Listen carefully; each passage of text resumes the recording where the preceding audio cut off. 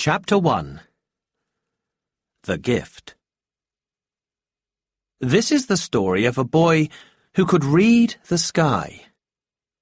His name was Lewin, and he lived in the far-off land of Avondale. Long ago in Avondale, old magic was everywhere. In those times, godlike creatures called Zan walked among the people of Avondale. The Zan made the stars shine, the rain fall, and the world turn. Avondale was a happy, peaceful land. But by the time Lewin was born, the old magic had almost completely died out. Most people in Avondale believed that the Zan had never existed. And now the land was full of misery and fear. It was ruled by an evil warlord called Gondar. Lewin lived on a farm in a valley, high up in some mountains. It was a long way from the city where the warlord lived. Lewin heard terrible stories about Gondar and his soldiers. The warlord's men took food from families and horses from farmers. In the mountains, people felt safe from the warlord, but they worried about the future of their country. Lewin was the son of a dairy farmer. He thought he'd be a dairy farmer too. His whole life changed on the day that he turned 16. The day he found out that he was a sky reader. That morning, Lewin stood outside the milking shed, looking up at the sky. The sun was just coming up. There wasn't a cloud in the sky. "Happy birthday, Lewin," said his father, as he walked over to stand by his son. They were both tall and slim, with white hair and black eyes. "Here's your birthday present." Lewin smiled and opened the present. "You needed a new jacket," said his father. "Thank you, father," said Lewin, and he put on the jacket. "And young Lorca has a present for you too. He made it himself. Here he comes now." Lorca was Lewin's little brother. He was only 5 years old, but he tried to be helpful around the farm. The boy's mother had died when Lorca was a baby. Lorca came running from the farmhouse, carrying a small bundle of cloth. "Happy birthday, Lewin!" he cried. "Here's a present! Open it! Open it!" Lewin unwrapped the cloth, put the gift from Lorca on his head, and said, "What a fine cap this is!" Lorca laughed and laughed. "It's not a cap, it's a tea cosy! Maris helped me. You always say your tea goes cold in the morning. This will keep it warm. Maris told me about tea cosies." Maris was the wife of the farmer at the other end of the valley. She sometimes came with gifts of food and cakes for Lewin's family.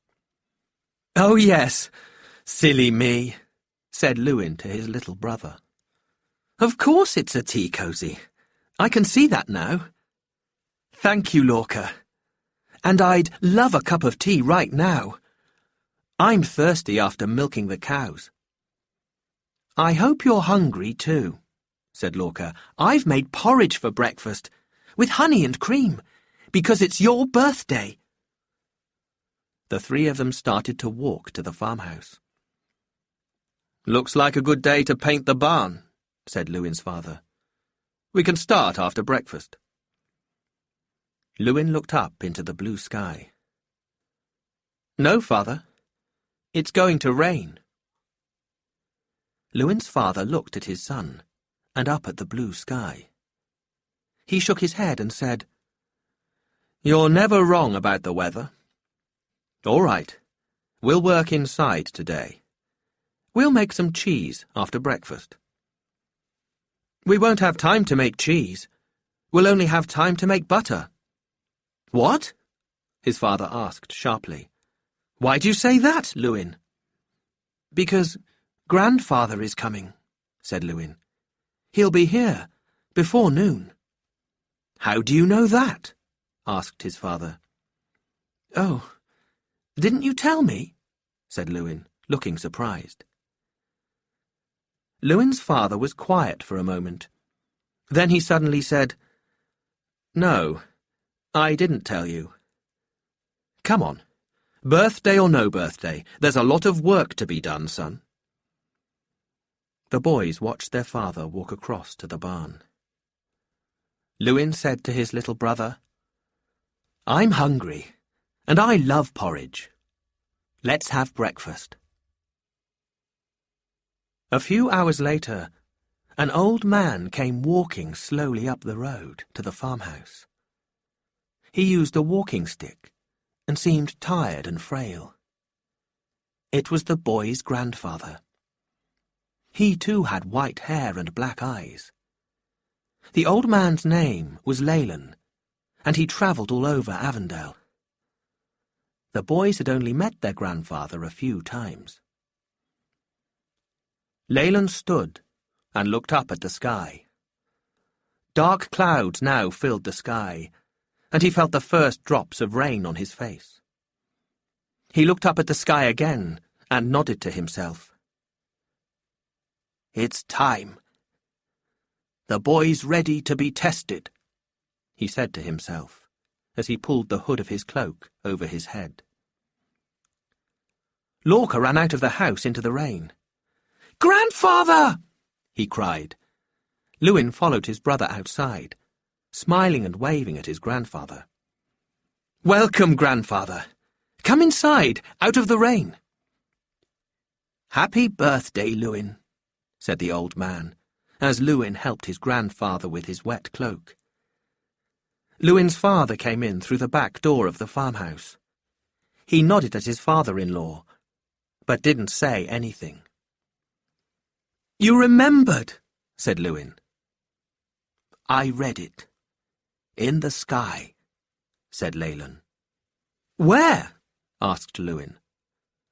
Leyland said sharply, "You really don't know about reading in the sky?" Before Lewin could answer, his father said, "I haven't told them anything, Leyland. There was no need for them to know, if they didn't have the gift." Lorca had been listening to all this. "What gift? Is it another birthday present for Lewin?" Leyland stood tall, looking far less frail and old. He said, "No, young Lorca, it's not that kind of gift. The gift I'm talking about is something some people are born with, and I think both of you boys have this gift. Your mother had the gift too, as have many members of our family since the time of the Zan. You see, Lorca and Lewin, you come from a family of sky readers." Chapter 2. The Test. "Sky readers?" asked Lewin. "What are sky readers?" "We sky readers are part of the old magic, Lewin," said the old man. "We were given our gift by the Zan." "Are you saying that the Zan were real?" "Oh, yes. The Zan were and are real," said Leyland. "The old magic still lives in Avondale. Believe it." "But what do sky readers do?" asked Lewin. "We can read the past, the present, and the future in the sky. But surely you have felt your power. Haven't you already begun to read the sky?" Leyland frowned and sat down. "I felt sure you had the gift. It is written." "No, I haven't. No, wait. I always know what the weather will be. Is that the gift?" Leyland shook his head. "Many farmers can do that without being sky readers." It was Lorca who jumped up and said, This morning, remember, Lewin? You knew that Grandfather was coming. How did you know that? I just knew it, said Lewin. You were looking at the sky when you said it, said Lorca. Maybe you read it. Leyland stood up. Yes, maybe you did. Good, good. I'll test you now. No, said Lewin's father. I don't want you to test the boy. He'll take over the farm one day. He was born to be a farmer. Leyland said, Ah, but perhaps he was born to be a sky reader. It is the boy's right to choose. He's 16 now, and if his mother was still alive, she would want him to be tested. Even if she did give up her own power to live in these cold hills with you. The old sky reader turned to his grandson and said, Do you want to be tested, Lewin? If you say no, I will not ask you again. Ever.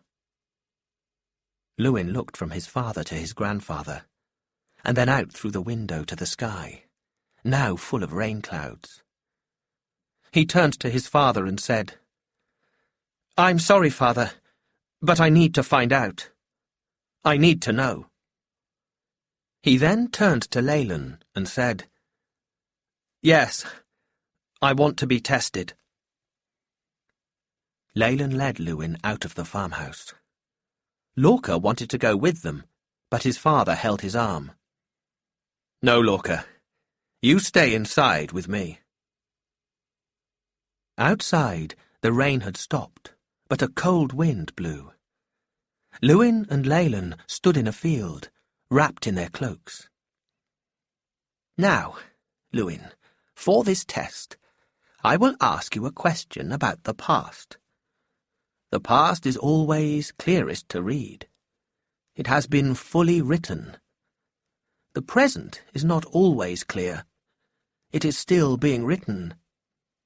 The future is hardest to read. But if you have the gift, I will teach you. Lewin stood there, trying to take in all that his grandfather was telling him. What if I fail the test, Grandfather? Then you will lead a good life as a dairy farmer, and I will wait to test your brother when he's your age. But we'll soon find out. Are you ready? Lewin nodded. Good, said Leyland. The test is simple. I will ask you a question. You will look for the answer in the sky. Either you will be able to read it, or you won't be able to read it. Don't think about it. Just keep your mind open to what you see in the sky. Lewin nodded again.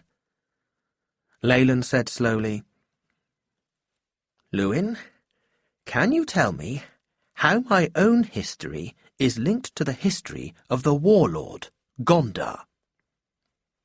Lewin was very surprised by the question, but he didn't say anything. He looked up into the sky. There was silence for 3 long minutes.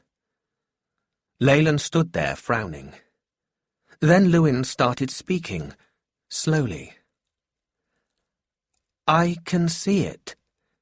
You and Gondar were friends when you were young boys. But when you were about my age, Gondar betrayed you. Lewin turned and looked at his grandfather. Is that true?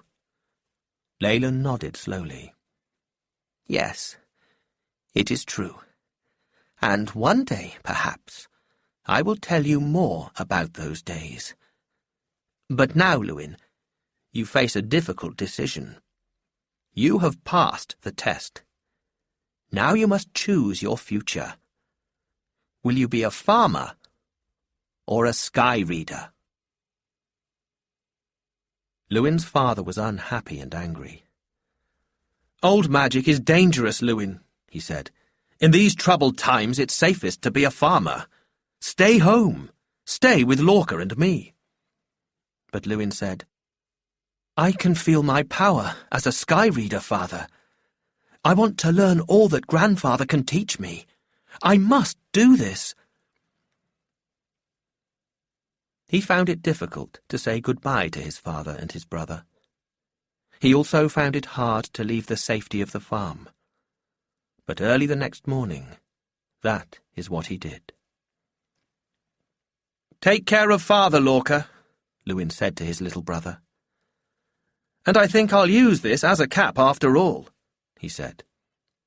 He put on the tea cosy. "I'll think of you when I wear it. And I'll wear it every day." It was a long, slow walk down the mountain. As they walked, Leyland told his grandson about the happy days he and Gondar had shared as boys. Gondar was born to the ways of old magic, too. His father was a fire guide. Fire guides can make fire out of thin air and use it in many ways. But Gondar chose not to follow the ways of his father. He always wanted power. He always had to win every game we played. He didn't think becoming a fire guide was going to give him enough power, so he chose to become a soldier. He quickly became a very powerful soldier, and then became the hated warlord he is today. But I remember him as my good friend. We used to go fishing and hunting together. I'm sure that if he had chosen to follow the old magic, then the history of Avondale would have been different." Lewin asked, "How did he betray you, Grandfather?" "I'll tell you that story another day. But now it is time for your first lesson. I want you to read the present. Look at the clouds over there, and tell me what the warlord is doing now." Lewin looked at the sky. After a moment he said, "Gondar is searching for something. Something golden. And he's angry with a sky reader who cannot tell him what he wants to hear." "Yes," said Leyland, frowning. "I fear this is not good news for Avondale." But Lewin wasn't listening to his grandfather. He said excitedly, "I saw it so clearly. How?" "It's our gift. It's old magic. Now, try to read the future. What we will be doing tonight." Lewin looked up. We will be talking to people, and they will give us money." "Well done. That is indeed what we will be doing. Sky readers earn money by telling people their fortunes. Tonight, in that village down there," Leyland pointed to a village in the distance, "you will tell fortunes and earn enough money to pay for our room." Lewin was amazed. "But I can't do that." Leyland laughed. "Telling fortunes is the easiest part of being a sky reader. You'll see." Chapter 3. The Red-Haired Woman. That night, Leyland sat at a table outside an inn. A line of people stood waiting to have their fortunes told. Each of them gave Leyland a coin before asking their question. Lewin stood behind his grandfather, watching and listening. A farmer asked Leyland, "Should I plant wheat or barley this year?" The old sky reader looked up into the sky, then said, "Wheat. But wait 2 more weeks." The farmer nodded and went back into the inn. Lewin quietly said to his grandfather, "I could read that too. But why does the farmer believe you? He didn't doubt you at all." Ah, everyone knows that sky readers cannot lie. We can only tell the truth. A man came up to the sky readers and gave Leyland a gold coin. Leyland said, "Lewin, you've watched me do several readings. Now it is your turn. You answer this man's question." The man asked, "Should I buy a barrel of wine from the innkeeper?" Lewin looked up into the starry sky and said, "No, the innkeeper is selling bad, cheap wine. He is telling people it's old, expensive wine, but he is lying." The man walked angrily into the inn. Lewin heard two men shouting. Then a fight started. Then a voice yelled from inside, "Where are those sky readers? I'll kill them!" "Come, Lewin," said Leyland. "I fear we will not be welcome in this innkeeper's inn tonight." They walked quickly away into the darkness. They wrapped their cloaks around them. As they hurried away, Leyland said, "While we cannot lie, sometimes it is good not to tell the whole truth. Sometimes a short no is better than the full answer." Lewin said, "But surely we must tell the whole truth." Leyland replied, "Not always. Once I was reading for a lovely young woman. I told her that she would marry a tall, dark man. She was very happy to hear this. I didn't tell her that he was a bad man and that it would be an unhappy marriage. She would not have wanted to hear it." Lewin didn't agree with his grandfather. "If you'd told her, she could have chosen not to marry the man." They argued about whether or not it was good to tell the whole truth to people. They kept arguing as they walked through the cold, dark night to the next town. In the days and weeks that followed, Lewin learned more and more of the art of sky reading. He learned quickly, and his powers became strong. He could soon read clear skies, stormy skies, the night sky, and the morning sky. He missed his father and Lorca, but he was glad he'd chosen to go with his grandfather. Then, something strange started happening. In their readings, Lewin and Leyland both started seeing a red-haired woman in the sky. Even if they were reading someone's fortune, the two sky readers saw the same red-haired woman. She seemed to be waving at them or calling to them, and sometimes she seemed to be holding a small statue that was in the shape of a frog. "Who is the red-haired woman, Grandfather?" Lewin asked. "Why are we seeing her in our readings?" "She must be a stone shaper," replied Leyland. "Only stone shapers have red hair, and I think we're going to meet her soon." "A stone shaper? Tell me about them, Grandfather." "Stone shapers have the power to shape stone, gold, and iron as easily as most people shape wet clay. It is said that in ancient times the stone shapers saved the Zan at the end of the battle for Avondale. Nobody knows how they did this." "What was the battle for Avondale?" Lewin asked. "It was between the last of the Zan and the Banshee. When the Banshee won, the Zan disappeared. Since then, those of us who still follow the ways of the old magic wait for the day that the Zan once again walk among the people of Avondale. And, young Lewin, I feel that day is coming soon. That is why we are seeing the red-haired stone shaper." "I wonder why we'll meet her.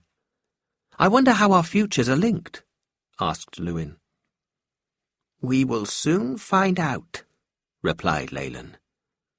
"But come now, let's find a place to stay for the night.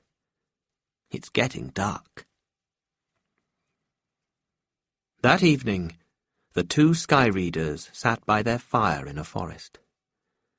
Leyland showed Lewin a small gold coin. "It is time to tell you about this. It is a zanya, and it is made of old gold." "Old gold? What's that?" "It's gold that has old magic in it. Gold that was shaped by the Zan. This zanya is magic, and it is linked to the Zan. I am the keeper of the coin, but I am old now, and must pass it on before I die." "To me?" asked Lewin.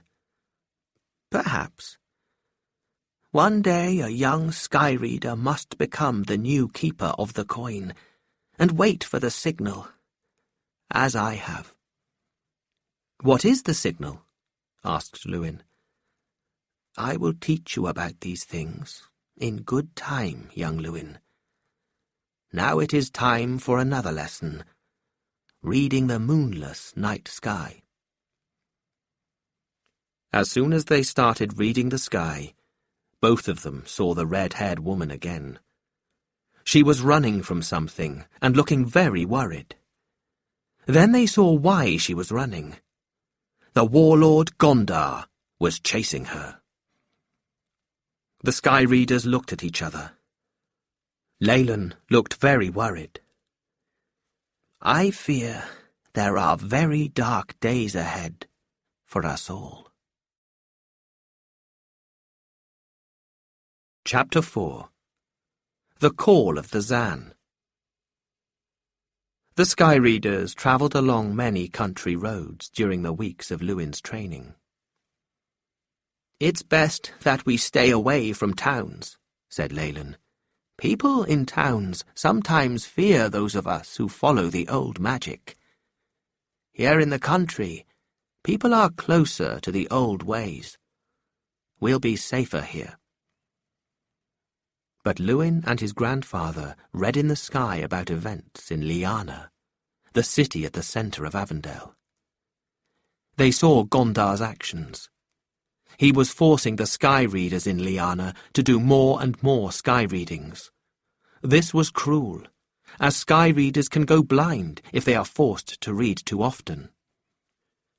As they walked along one evening, Leyland said to Lewin, "The warlord is asking more and more questions about the time of the Zan, and he wants to know about the legends that tell of things made of old gold, like my zanya.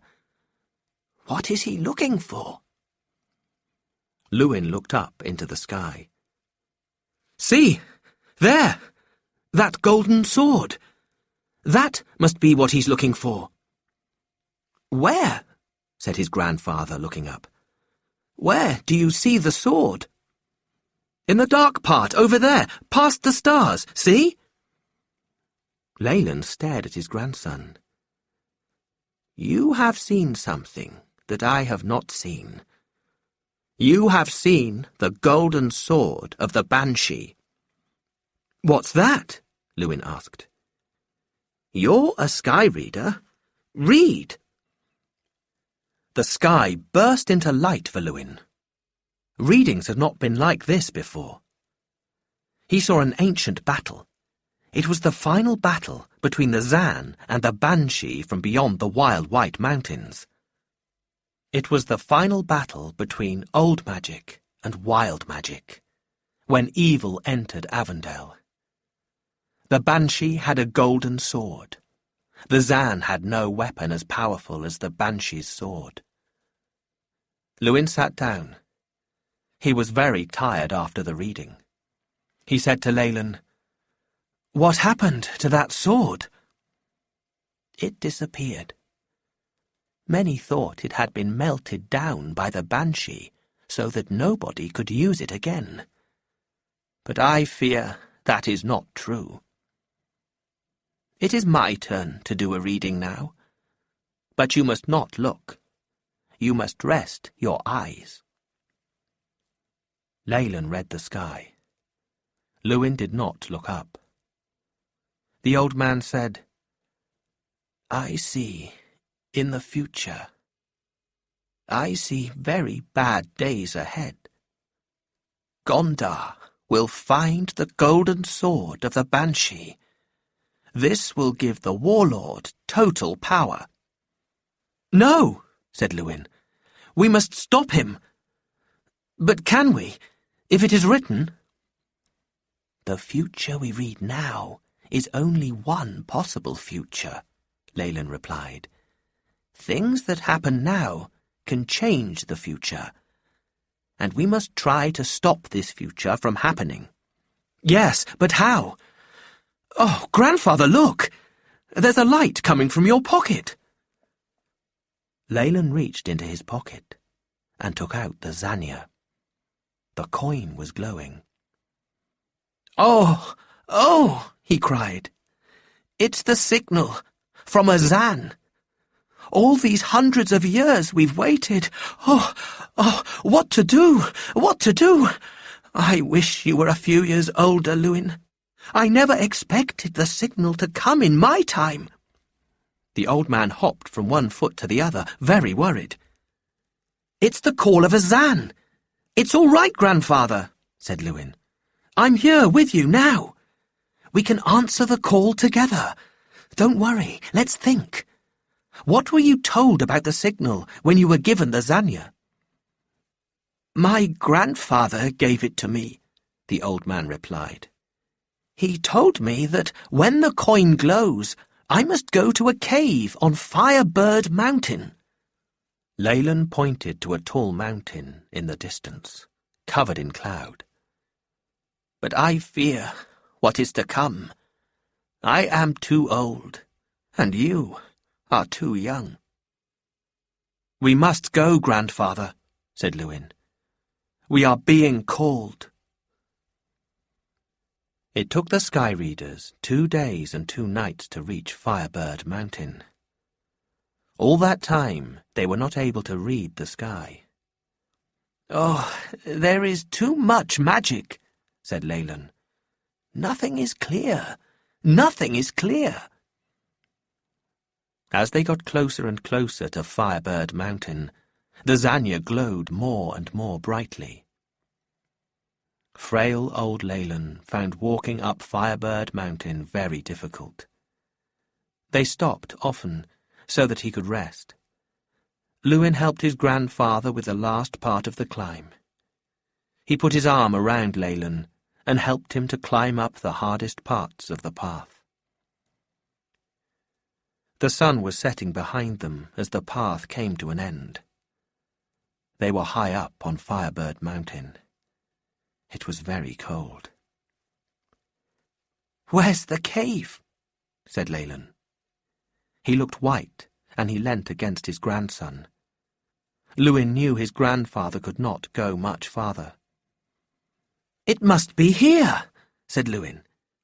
"The zanya is glowing as brightly as a fire, and the path stops here, in front of this stone wall." But they could not find an entrance to a cave anywhere. It grew colder and colder as the sun set. Finally, Leyland said in a tired voice, "We must have walked past the cave on our way up." "We must climb down again and look for it," said Lewin. "But not tonight. It's too dark. We'll stay here tonight. I wish we could read the sky now. Perhaps we'd see where the cave was." He leant against the cold stone wall. Suddenly, a small part of the wall seemed to melt. Lewin fell backwards into a cave. Chapter 5. The Meeting in the Cave. Lewin heard a woman's voice saying, "Welcome, sky readers." He looked around. In the cave were 3 people, a man, a woman, and a boy who was about 3 years old. They all had red hair. Lewin said slowly, "What happened to the wall? And who are you?" "I know you. I've seen you in the sky. Grandfather, it's her, look!" But Leyland just said to the woman, "Where is Maximus?" Silently, the young woman lifted the sleeve of her cloak. On her arm she wore a golden armlet. "I am his daughter. My name is Mariel. I am the keeper of the stones now. My father died last year. He refused to shape a new weapon of war for Gondar, and the warlord killed him. This is my husband, Olaf, and this is our son, Finn. We left Liana when my father was killed." Leyland said gently, "I am sorry for your loss. Maximus was a good man, and the best stone shaper of his generation." Lewin said, "Stone shapers, of course. You made that stone wall melt." Mariel nodded. "Yes, we built it when we saw you climbing the path. We didn't know who you were. You could have been Gondar's men. We used my cloak. We turned it into stone." Leyland said, "I greet you, Mariel, keeper of the stones. I am Leyland, keeper of the coin." Leyland lifted his sleeve. He too wore an armlet. Lewin had never seen it before. Then Leyland took the zanya out of his pocket. It glowed brightly in the dim light of the cave. Silently, Mariel took 2 small stones out of a pocket in her cloak. They too glowed brightly. "It is time," said Leyland. "Yes," said Mariel. "This is a call for help. From a Zan. I know that much. But I do not know what to do next. I am glad you are here." Shaking his head slowly, the old sky reader said, "I'm sorry, my dear, but I do not know. I was told many years ago to come to this cave. That is all I know."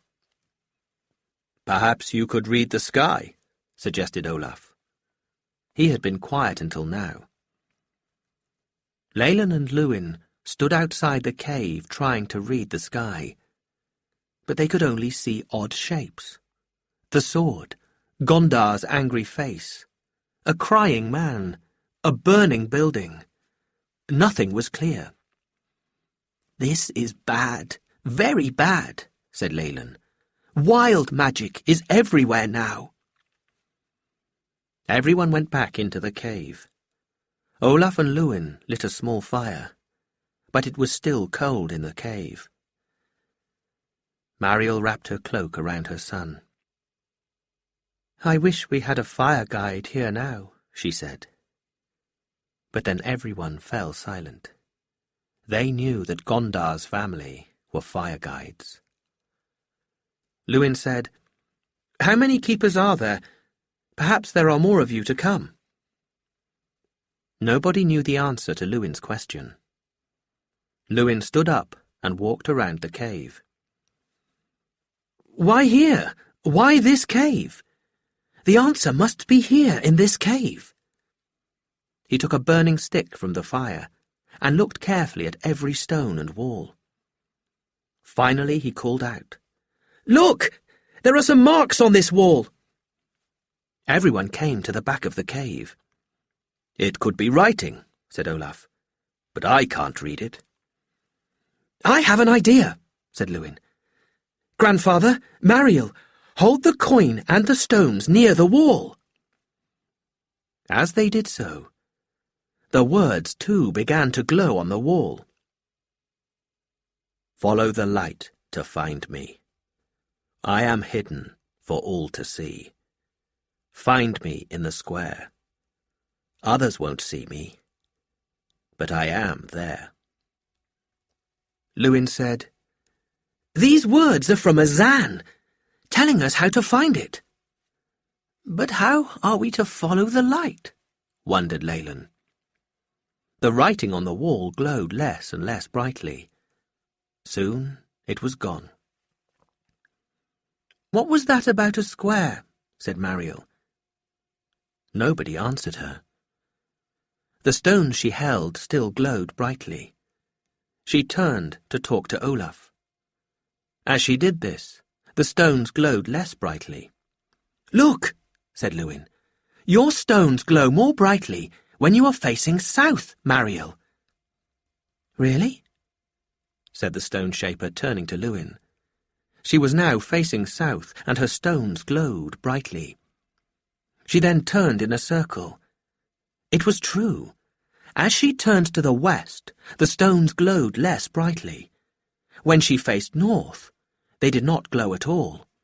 When she faced east, they began to glow again, and when she faced south again, they glowed very brightly. Lewin said to his grandfather, "Let's test your coin too." So Leyland turned in a circle too, and the magical Zanya glowed most brightly when Leyland faced south. "Well done, Lewin," said Leyland. "We can now follow the light. In the morning we will go south to Liana." Mariel said, "Yes, I agree. But I wonder what the rest of the words mean. Where is the Zan that is calling us? In a square. What is square? A box? A cupboard? A room?" "Perhaps we will think better after a good night's sleep," said Olaf. "Yes, I am tired," said Mariel. "And poor Finn is half asleep already." They ate a simple meal of bread, cheese and fruit. Then Mariel made a bed for her son using cloaks. She sat with young Finn and sang him a cradle song. Lewin enjoyed hearing the song. His own mother used to sing cradle songs to him when he was a little boy. He sat thinking of his mother and of the farm.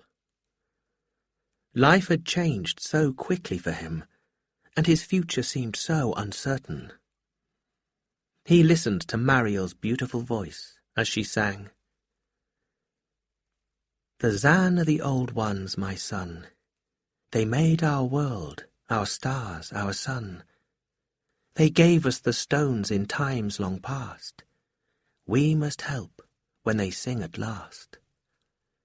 The stones are the lost eyes of a Zan. Seek the stone Zan with the stone man, and the stone woman in the square. In Liana, you'll find them there." Mariel stopped singing. Her son was asleep. Lewin said quietly, "That's a beautiful song. What does it mean?" Mariel replied, "I'm not sure. My parents sang it to me.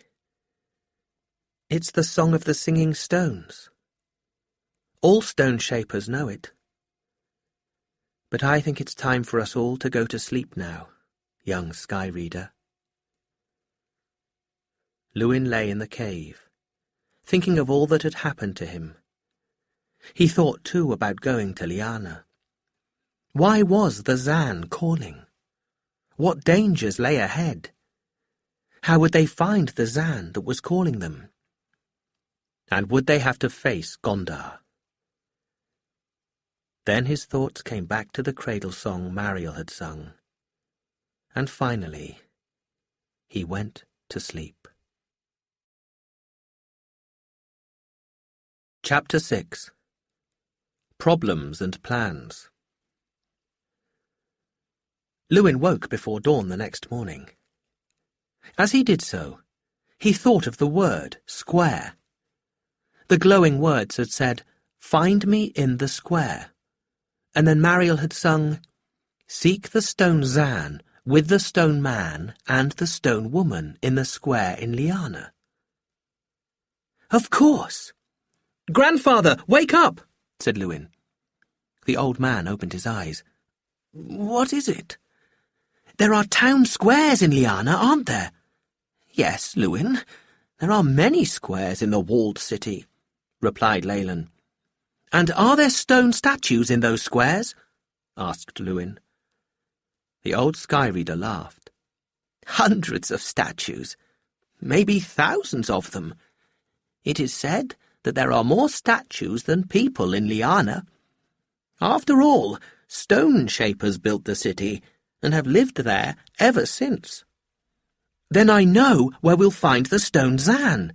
It's in a town square, with stone statues of a man and a woman. Of course, said Leyland. Well done, Lewin. Let's tell Mariel and Olaf. They woke the others. Mariel agreed with Lewin. Yes, it's in the cradle song, of course. We have to look for a stone man, a stone woman, and a Zan. That will be easy. I'm afraid not, said Leyland. There are 3 problems. What are they? Said Lewin. He was keen to get going, to start looking for the Zan.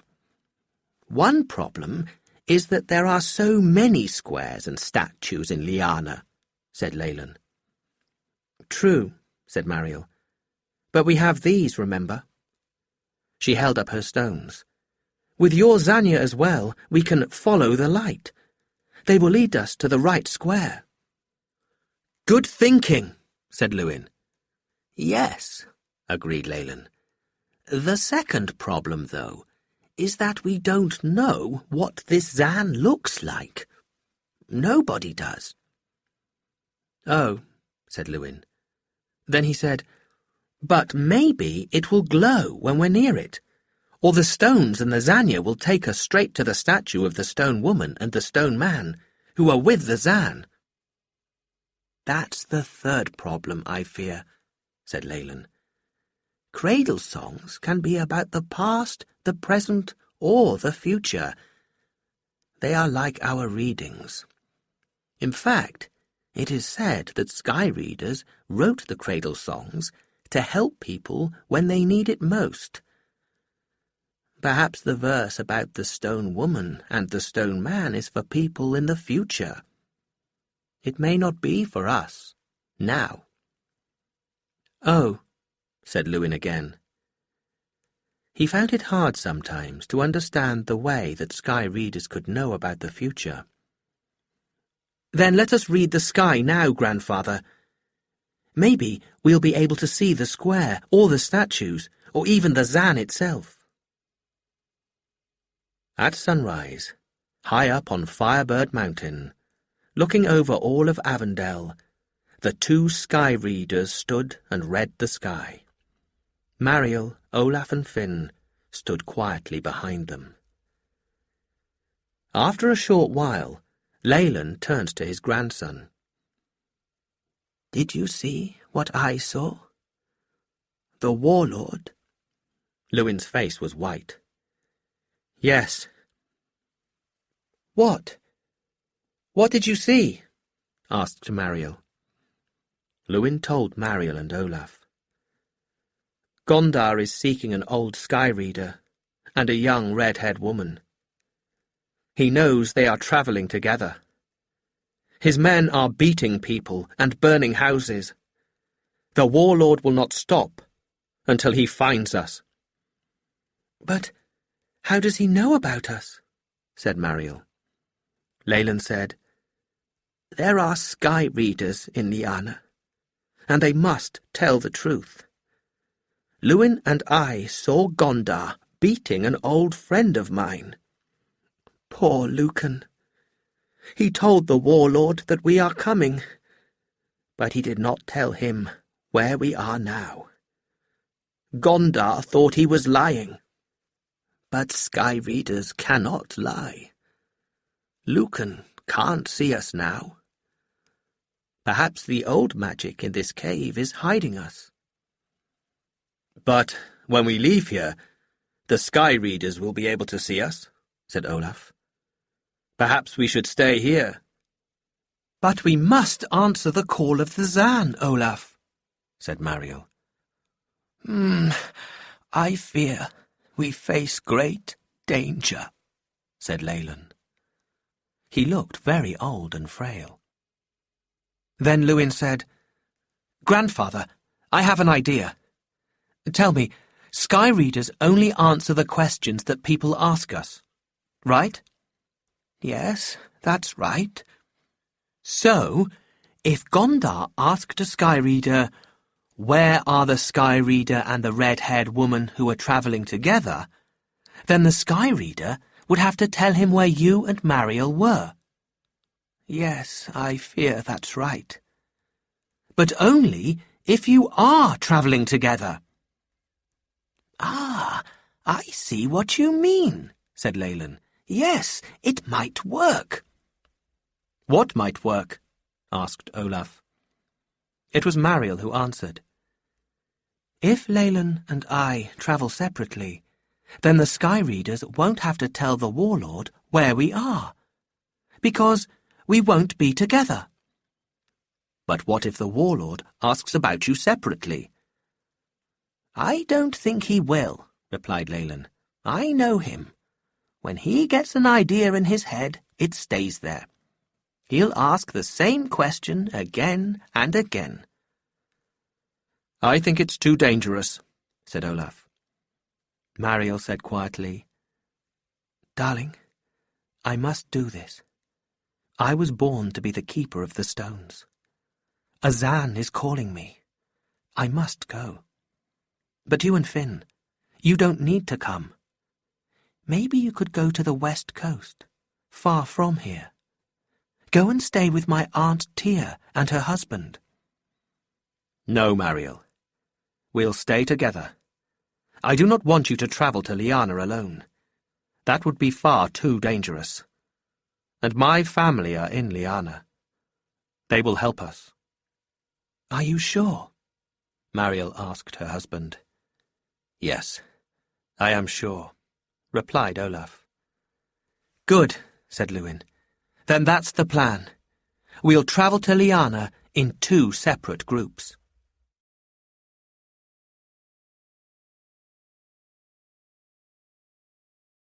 Chapter 7. Separate Ways. Leyland, Lewin, Mariel and Olaf sat in the sun outside the cave. Lewin made tea for everyone. Young Finn played nearby. We should stay off main roads, said Leyland. Even if we travel separately, we must hide from the warlord's men. They will be keen to find any old sky reader or young red-haired woman. Yes, said Mariel. But how will we get to Liana? I have an idea, said Leyland.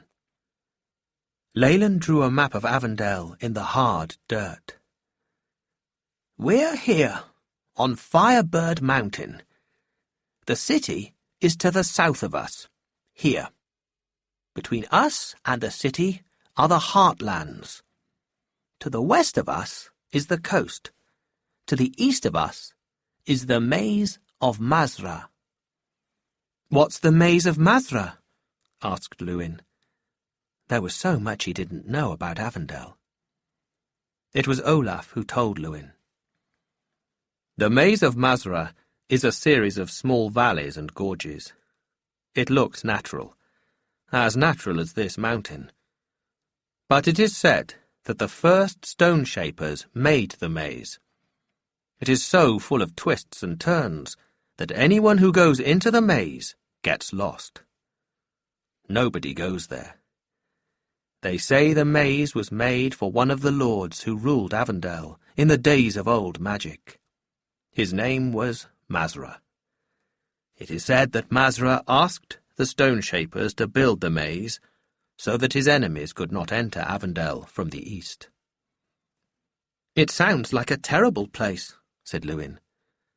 Leyland said, Yes, but it may help us too.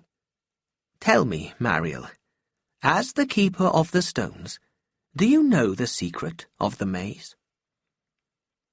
Mariel took a deep breath. Yes, I do. But I can tell nobody. Not even you. I do not ask you to tell me. I am asking you something harder. To go through the maze yourself. You would not meet anybody there. And I think the old magic will protect you there. Mariel smiled. And the maze ends very close to Liana. That is a good idea, Leyland. Yes, we will go that way. If you agree, Olaf. I go where you go, Mariel, replied her husband. So does Finn. We are a family. Lewin looked at the map. So, shall we go to Liana on this road, grandfather? Leyland had drawn a road along the coast. I wish we could, Lewin, but I fear too many people use that road, and so do Gondar's men. We shall walk through the heartlands, here, between this mountain and Liana. I know of the heartlands. It's farming country, isn't it? We trade our cheeses for oranges, plums and pears from the heartlands. Yes, that will be our main problem. Everybody knows everybody in the heartlands. As strangers, we will stand out, and even in the heartlands, everyone will be looking for an old sky reader. Me. Lewin thought for a moment. When I wear this cap, it covers my white hair. Maybe you should wear a cap, too. Leyland laughed. I'll wear a cap, but I won't wear a tea cosy. A what? Asked Mariel. Oh, my little brother made this for me, said Lewin. It's really a tea cosy, but I think it makes a great cap, and it reminds me of him. I'm sure he's happy to think of you wearing it, said Olaf. Leyland said, Your idea is a good one, Lewin. But I don't have a cap. Here, said Mariel. Tie my scarf around your head. If I must, said Leyland. He did so. Lewin laughed. You don't look like a sky reader now, grandfather. No, I must look like a gypsy. Lewin thought, I know. If we meet anyone, we can say we're gypsies. But we cannot lie, said Leyland. But we can ask if we can do any odd jobs. They'll think we're gypsies, because gypsies always ask to do odd jobs. Lewin said. We won't be lying. We won't say we're gypsies. We'll just let people think we are. Leyland said, I hope I don't have to do any odd jobs. I'm too old for hard work. Lewin laughed again. Don't worry, grandfather. Most people just tell gypsies to go away. The small group climbed down Firebird Mountain. When they reached the bottom of the mountain, the sky readers and the stone shapers said farewell. It is agreed, then. We will meet at the next full moon, said Leyland. Yes, said Mariel. We'll meet in 4 days' time, at the agreed place, the northeast corner of the wall that surrounds the city. Good luck, said Lewin to Mariel, Olaf and little Finn. Take care, said Mariel, as she and her family started walking to the east. Ready? Said Leyland to his grandson. Yes, grandfather, said Lewin. Chapter 8. The Greebles. Walking through the farming country reminded Lewin of his own farm. He hoped his father and Lorca weren't missing him as much as he missed them. When he thought of them, he felt an emptiness inside. He had no idea when or if he would see his family again. But he knew he was born to be a sky reader, to be with his grandfather. There were plenty of fresh streams to drink from, and when they were hungry, they took apples or pears off trees. Leyland said, "The farmers won't miss 1 or 2 pieces of fruit." "It's beautiful here in the heartlands," said Lewin. "Yes, it is. This is my first time here." "Really?" "Yes. There are so few people here that it does not pay to come this way. I need to make money from sky readings." Lewin said, "This is so easy for us, walking through the heartlands. I hope Mariel and her family are all right. The maze of Mazra sounds terrible." "Let's see, shall we?" said Leyland. Leyland looked up. "Ah, they are in the maze. Do you see them?" Lewin looked up too. "Oh yes, Mariel seems to know where to go. Is she singing?" "She is. The secret of the maze is passed from one keeper to the next in a song. The words of Mariel's song tell her where to go." "Hey, you two!" said a loud, angry voice. Lewin and Leyland looked behind them. A farmer was walking towards them. "What are you doing here on my farm? Hey, you're not sky readers, are you? You were looking up in the sky, like they do." It was Lewin who answered. "Ah, beautiful day for doing odd jobs. Do you need any odd jobs done, sir?" "Oh, gypsies, are you? Well, be on your way.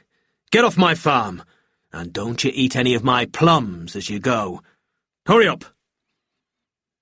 The farmer stood and watched the sky readers leave. When they were far enough away, Leyland said quietly, "That was close. Well done, Lewin." "Thanks, Grandfather. But we'd better keep a better lookout for people from now on." They found a grassy place by a stream to spend the night. They made a fire, and Lewin caught a fish and cooked it. 3 more days until the full moon," said Leyland. "We have plenty of time to get to the meeting place." Little did the old sky reader know how wrong he was. The very next day, they fell into a trap. That morning, they set off early. They walked a long way. Every so often, they had to hide from a farmer. But the day was sunny and the air smelled sweet. Once or twice they read the sky. They saw that Mariel and her family were going well, and they also saw that it would rain that evening in the heartlands. "We need to find somewhere warm and dry, Grandfather," said Lewin. "Yes, perhaps we'll find an empty barn." They walked on. They did see a barn, but people were working in it. During the afternoon, the sky filled with dark clouds. As the sun was setting, they felt the first drops of rain. "Look, Grandfather, over there!" Lewin pointed to a very old house. Long grass grew all around it. There was no glass in the windows. "That old place looks empty." The 2 sky readers ran to the house. Lewin helped Leyland along. They stood on the porch out of the rain. "We got you just in time, Grandfather," said Lewin. The rain was very heavy, and a strong wind started to blow. "Let's go inside and get dry." Lewin was about to open the door, but Leyland said, "Wait! Don't go in. Let's read the sky first. Something doesn't feel quite right to me." He looked up into the sky. What he saw there made him cry out, "Oh no! Quick! Lewin, run!" But even as Leyland spoke, it was too late. The door of the old house opened, and out came an army of small, hairy creatures. They were no taller than Lewin's knees. They surrounded the sky readers. Then some of them grabbed Lewin's feet. He fell over. So did Leyland. Lewin tried to get free, but strong, small arms held him tightly. The creatures carried the sky readers into the dark house. To Lewin's surprise, it was warm and dry in the old house. There was a fire burning in the fireplace. The smell of roast lamb filled the room. How could this be? There was no glass in the windows. The wind should be blowing cold air and rain into the room. The creatures let go of Lewin. He stood up slowly. Then he helped his grandfather to get up. Neither of them spoke. "Sit down," said a deep voice. "Sit down." Lewin looked down. The creatures were all frowning. The biggest of them said for a third time, "Sit down." Leyland and Lewin looked at each other. They did not move. "Come, come, sky readers. Do not be afraid. Sit down." "You know we are sky readers," said Leyland. "Oh, yes, of course. So you can take off that scarf, old one," said the biggest creature. Leyland did so. He sat on one of the chairs. "Will you tell the warlord about us?" "Who?" said the creature. "Gondar, the ruler of all Avondale." "Is he? We've never heard of him." Lewin said, "Who are you?" "We are Greebles, of course. My name is Grunch." "Greebles? I've never heard of you," said Lewin. "Greebles? Of course," said Leyland. "Sit down, Lewin. I fear we may be here for quite a while." Chapter 9. Trapped. Leyland sighed. This house was a trap. Greebles trap people by showing them what they most want to see. Grunch nodded. "And some people want to see old empty houses, but we don't often trap sky readers. We usually trap gypsies. You sky readers should have seen that this was a trap." Leyland replied.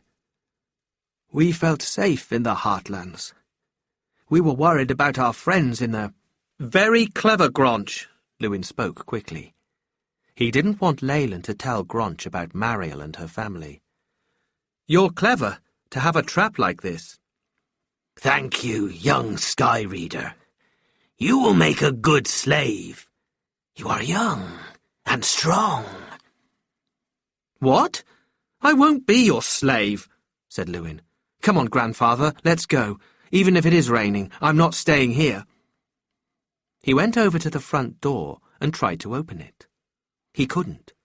The Greebles just stood and watched him. Leyland didn't move. Slowly, Lewin went and sat on a chair next to his grandfather. "I'm sorry, Lewin, but Greebles have powerful magic. There is no way out of here, unless the Greebles let us go. I haven't had time to tell you of the magical creatures of Avondale.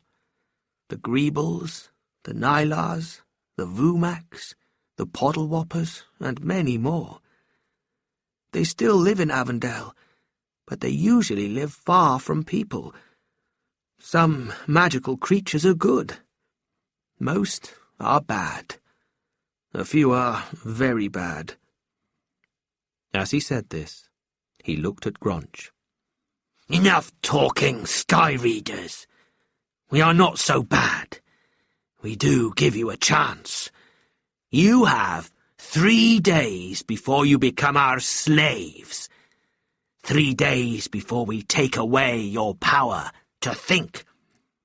If in those 3 days you can do the impossible, then we will let you go. You will be free. I think that is fair. Don't you?" "What is the impossible thing we must do?" asked Leyland.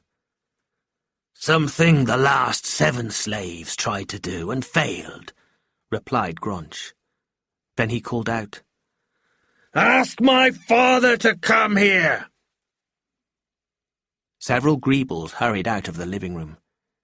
They soon returned with a very old Greeble. "What is it? Why did you wake me up?" This Greeble was very grumpy. "Father, look," said Gronch. The grumpy old Greeble looked up at Lewin and Leyland. "Humph," he said. "That one is too old to be any good as a slave." Gronch sighed. "Your task, Sky Readers, is to make my father, Grollo, laugh. But I warn you, he hasn't laughed for 40 years. Grollo said. "Humph! I'm going back to bed." Gronch said to Lewin and Leyland, "Eat, get warm, sleep.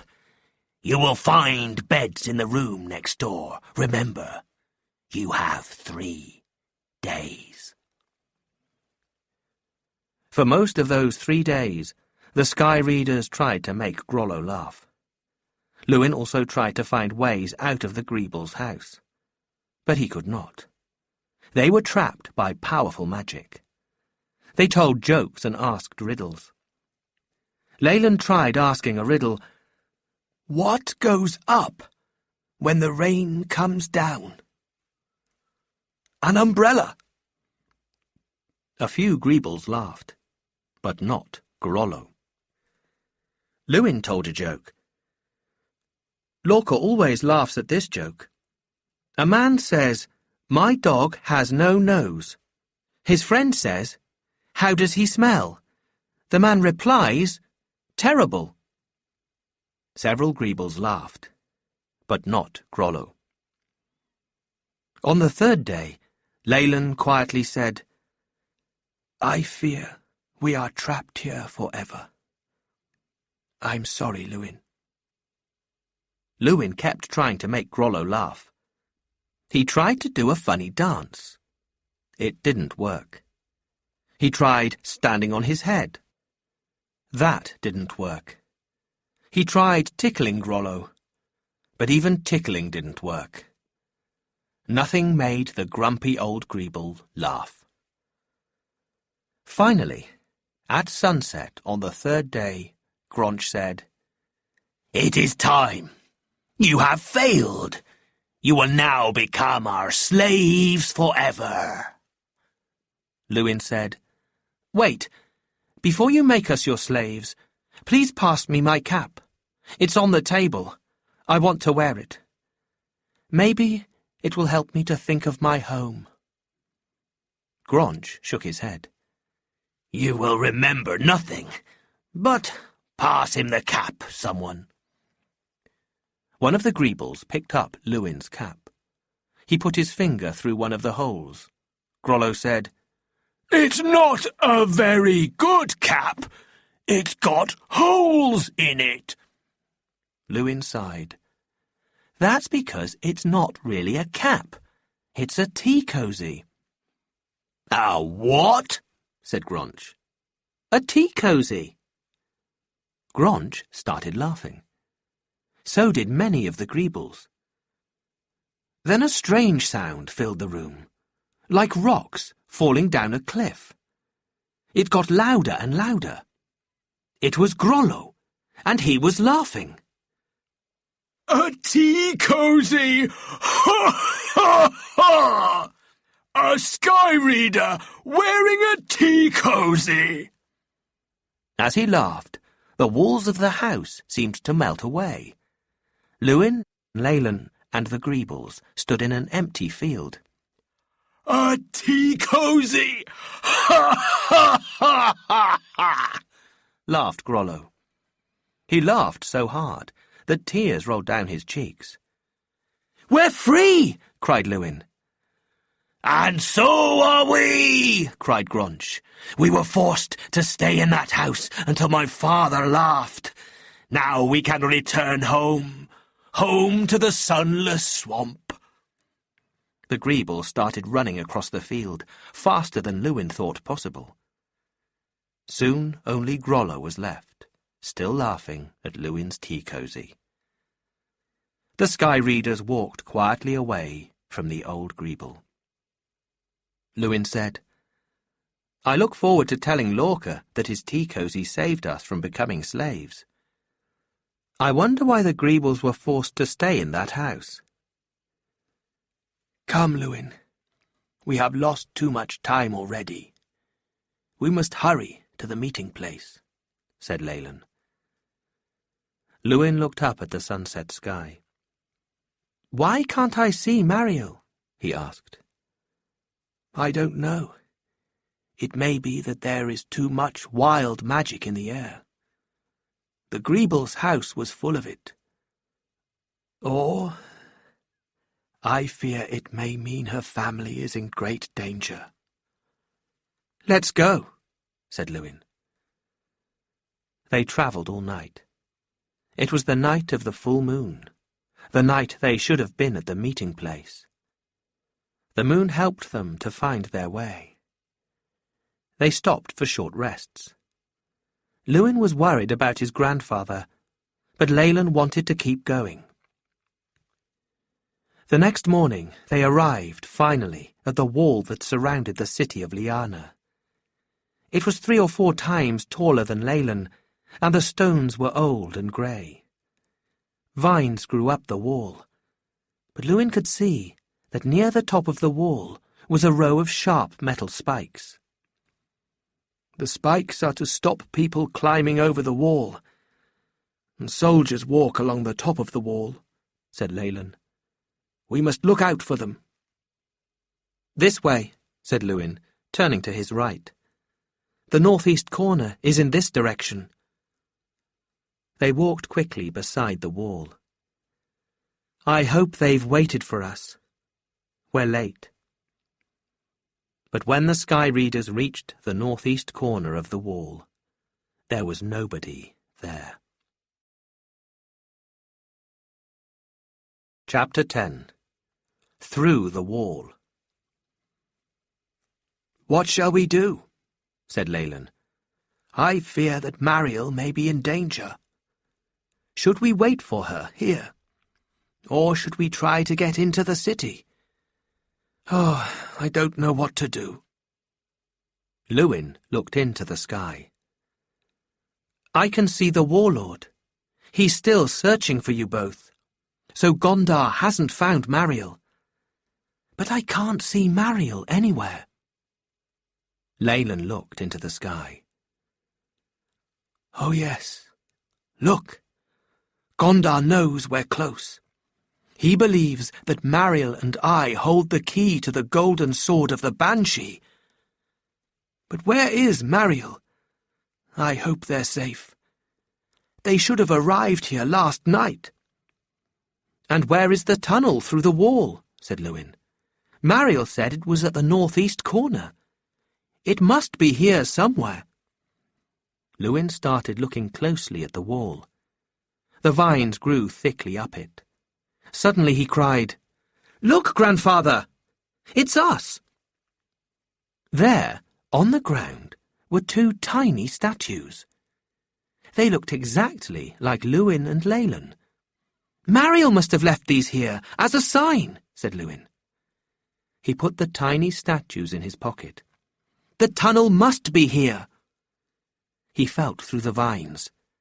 "Aha! It's here, look! I can pull the vines aside like a curtain. The tunnel is here, come on!"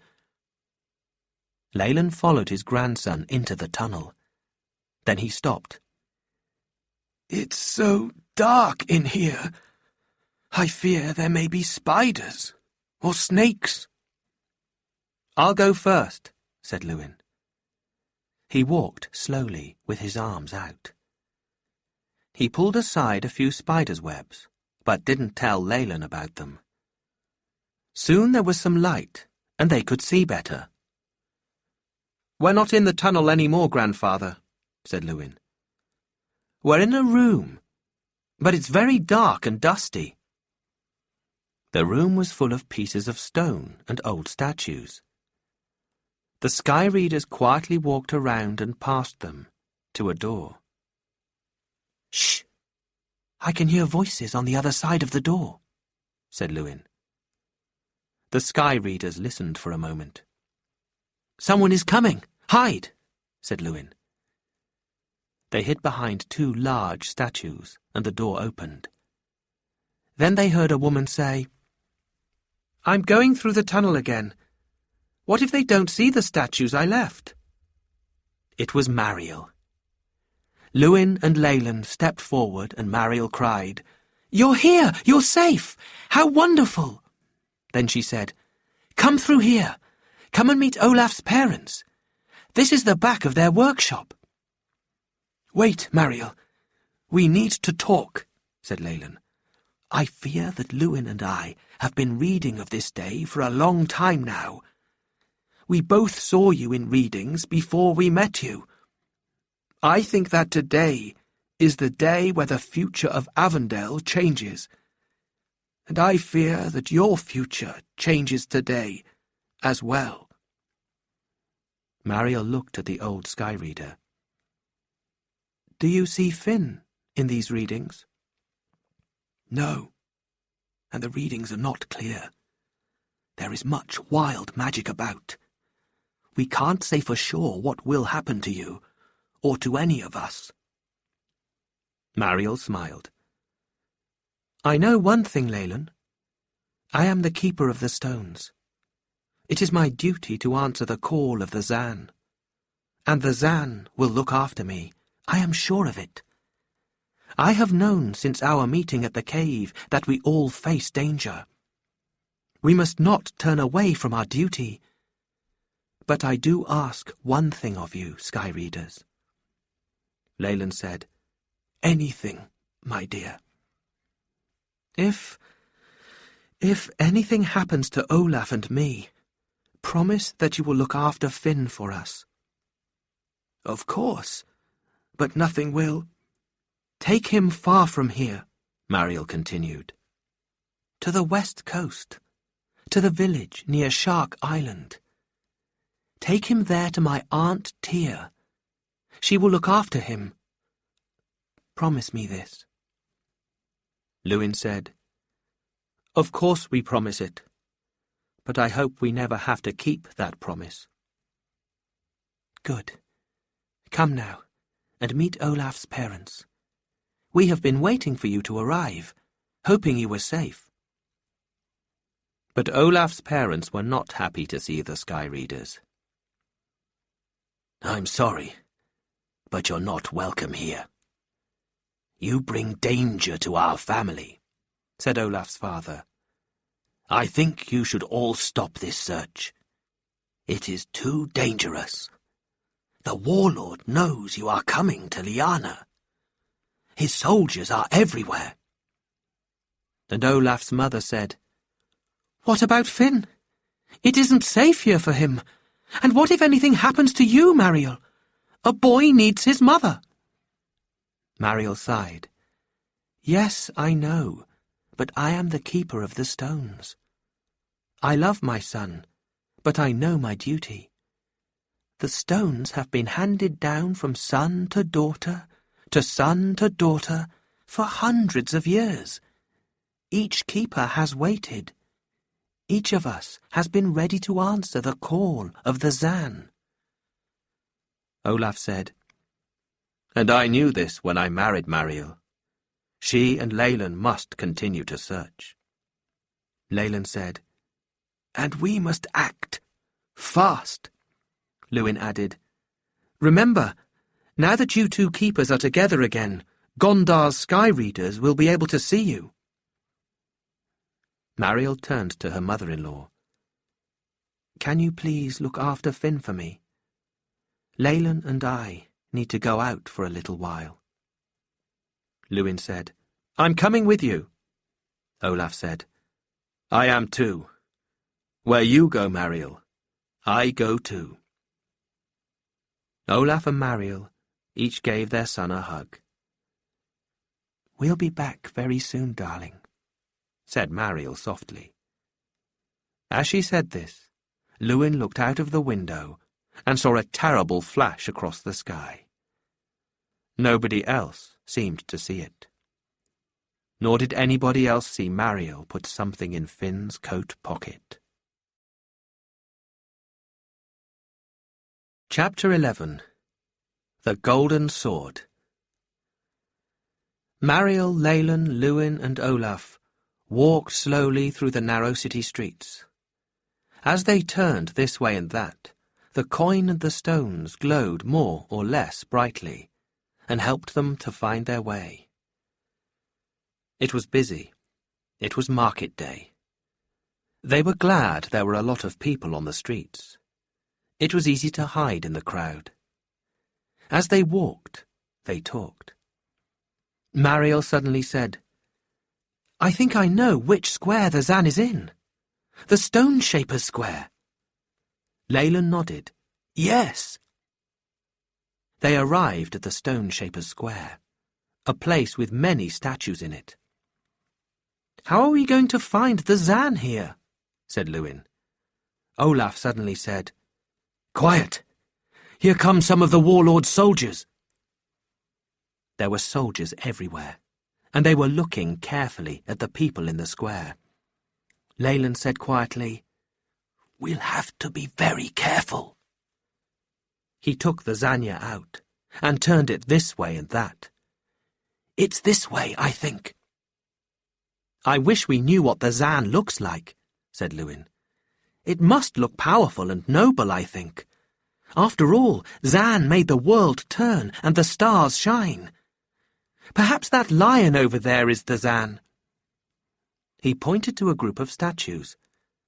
There were noble beasts, such as lions and elephants, and plainer, more common creatures, such as rats and rabbits. There was also a statue of a huge, ugly creature holding a tree branch above its head. It looked as if it was going to hit the lion with the branch, if it wasn't frozen in stone. What's that ugly creature? Asked Lewin quietly. Leyland said, That's the Banshee, the cause of all evil in Avondale, the first owner of the golden sword that Gondar seeks. Mariel looked at Leyland. There is old magic in these statues. I can feel it. Leyland said, I feel it too. Then the lion must be the Zan, said Olaf. Lewin looked up at the statues again and said, Look, that branch the Banshee is holding. The stone branch. It's glowing. So are my stones, said Mariel. And my coin, said Leyland. It was Lewin who looked up into the sky. Look, grandfather, that scene from the past. The first keepers trapped the Banshee in stone, using the coin and the stones from the Zan. Oh no! By coming here we're freeing the Banshee from its trap, said Mariel. Leyland started speaking rapidly. He was thinking aloud. No, it's not us, Mariel. We're not freeing the Banshee. The wild magic is doing it. It's been growing stronger ever since Gondar came to power. And that's why we were called. The Zan in this square has guarded the Banshee for all these years, and it knew the Banshee was about to be freed by the wild magic. That's why it called us. We must find the Zan and free it. Now! Lewin said. We're too late. Look! As they watched, the tree branch glowed brighter and brighter.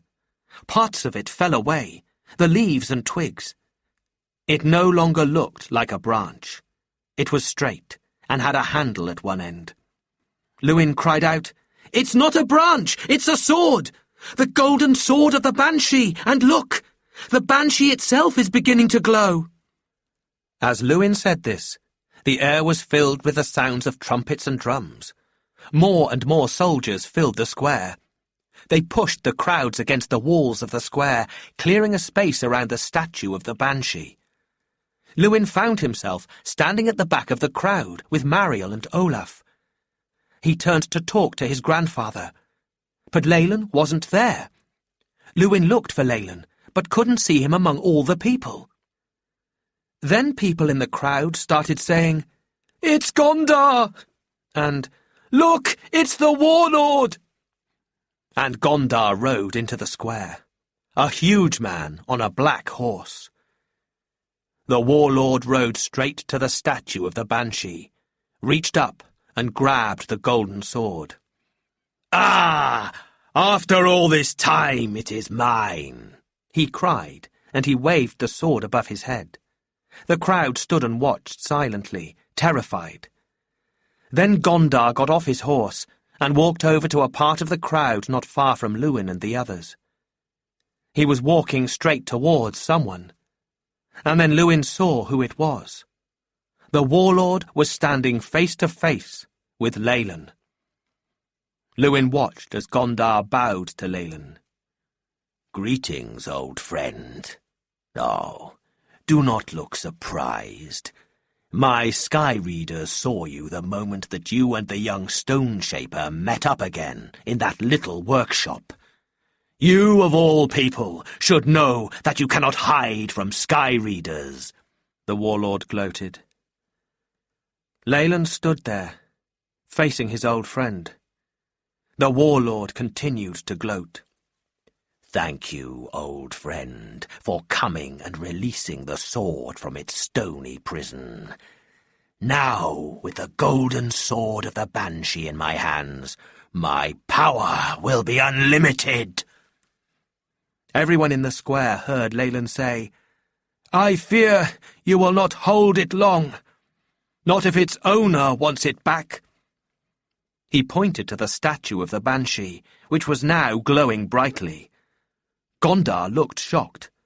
"What?" The warlord grabbed Leyland and pulled him close to the statue of the Banshee. "Stop this happening, now!" Mariel said quietly to Lewin, "What can we do? We must do something." Lewin didn't know, but just then he saw a small frog-like statue on the ground near the Banshee. The frog-like statue had empty eyes. And suddenly Lewin realized this small statue was the same statue he'd seen in his readings. He'd seen Mariel holding it in those early readings. It was the Zan. Lewin quietly told Mariel and Olaf. Mariel said, "Ah, and my stones are its eyes.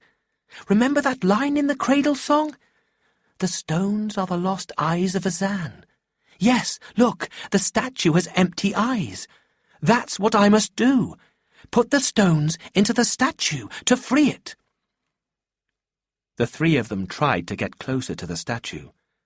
As they did so, they heard the warlord yell, "This is your fault, you old fool! You and the others who follow the old magic. You've come here and woken the Banshee!" "No, it is you, old friend," said Leyland. "You have woken the wild magic with your evil ways." "Enough talk. It is time to die, Sky Reader." The warlord lifted the golden sword of the Banshee. Lewin cried, "Olaf, you're closest. Grab the Zan, quickly!" Olaf picked up the small statue. As he did so, it began to glow. The crowd saw it and started shouting. Gondar swung around, saw the glowing Zan, and came running towards them. Olaf turned to Mariel with the small statue. Mariel reached into her pocket for the stones, but it was too late. The warlord was too close. Gondar raised the golden sword above his head, ready to strike her. There was no time for Mariel to place the stones in the statue. She threw the stones to Lewin. "Take them! Look after Finn! Tell my son I love—" Gondar's sword dropped through the air. But it didn't strike flesh. It struck stone. The warlord screamed in anger and amazement. There, in the centre of the stone shaper's square, was a new statue. A stone woman and a stone man, holding a stone Zan. Mariel and Olaf had turned to stone. The crowd gasped. Nobody spoke or moved. Suddenly, there was a flash of lightning. Huge black clouds had filled the sky above the square. Gondar turned to Luin, raised the golden sword again, and cried out, "Die, young Sky Reader!" Chapter 12. Leaving Liana. Crack! Flash! A sudden light, brighter than the sun, filled the square as lightning struck the golden sword of the Banshee. Gondar fell to the ground. He still held the sword, but the sword was no longer golden. It had turned black, and the statue of the Banshee was cold grey stone again. Soldiers ran to Gondar, who lay there on the ground. "Quick!" cried a soldier. "We must get the warlord inside to safety!" Several soldiers carried him away. The people in the crowd hurried away, scared of the soldiers, the storm, and everything that had happened. Luin and Leyland hid behind some statues, but the soldiers didn't even look for them. The soldiers seemed keen to leave the stone shaper's square as quickly as everyone else. Soon the square was empty, except for Luin, Leyland, and the statues. "Grandfather! We must help Mariel and Olaf. Look, I have her stones here. Let's put them into the statue of the Zan." But the stones no longer glowed, and when Luin tried to put them into the statue's empty eyes, they did not stay in. Leyland said gently, "Luin, the stones must be placed there by the keeper of the stones." "But she's frozen in stone!" cried Luin. "That's true. The new keeper will have to place them there when he is old enough to know his power." "Finn? He's the new keeper?" Leyland sighed. "I fear so. I fear so. The stones were handed down to the daughter. Now they must be handed down to the son." Luin looked at the stones in his hand, then at the statue and said, "Grandfather, what happened here today?" Leyland sighed. "Today, old magic met wild magic once again. Today, the warlord held the golden sword of the Banshee in his hands, as you and I had read, and today the Banshee was almost free. But today the Zan, who has guarded the Banshee all these hundreds of years, saved Avondale from that evil. The Zan needed its eyes before it could turn from stone to flesh. That did not happen today. But the Zan had some power, even in stone, and it used that power to save Mariel and Olaf by turning them to stone too. And it made the storm. It made the lightning that struck the golden sword. The lightning took the wild magic away from the sword. If Gondar recovers, he will find that the sword has no special power now. But I fear this Zan has no power left until it gets its eyes back." Luin looked up at the statue of the woman and the man with the Zan. "Mariel, I will keep my promise. I will look after Finn. I will take him to the west coast, to your Aunt Tia, and I will watch over him as he grows up. Rest well, Keeper of the Stones. I hope one day we will meet again." The Sky Readers made their way back to the workshop. "Where is my son? Where is Mariel?" cried Olaf's mother. She stood at the door of the workshop with Olaf's father.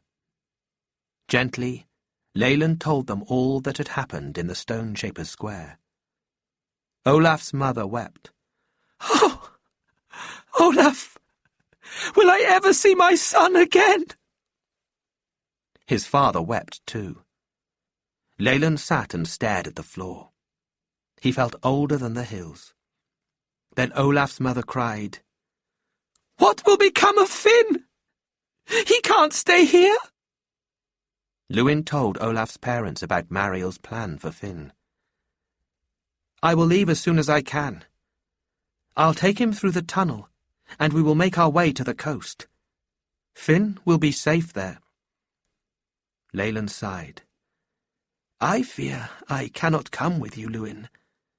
My old friend Gondar will not rest now until he finds me and kills me. It is time for this old sky reader to leave Avondale. I will go west, past the great glassy sea and into the sunset. I will go where no sky reader has gone before." Little Finn was asleep, wrapped up in his cloak. Lewin bent down to the sleeping boy. "I will look after you, Finn, I promise." He gently patted the little boy. As he did so, he felt something hard in Finn's pocket. Lewin carefully took out a bundle of cloth. Inside it was a note, an envelope, and a gold armlet. The note said, "Whoever reads this, please take Finn to his great-aunt Tia, and hide the stones on the beach near her house. Hide them for all to see. Ask Tia to give Finn the envelope and the armlet only when he is old enough and strong enough, when he is ready to be the keeper of the stones." The envelope was addressed to "My darling son Finn." Lewin carefully put the bundle into his own pocket, together with the stones. Later that day, the two sky readers said farewell to Olaf's parents, who kissed their little grandson but did not speak. As Lewin, Leyland, and Finn came through the tunnel, the sky readers looked up into the afternoon sky.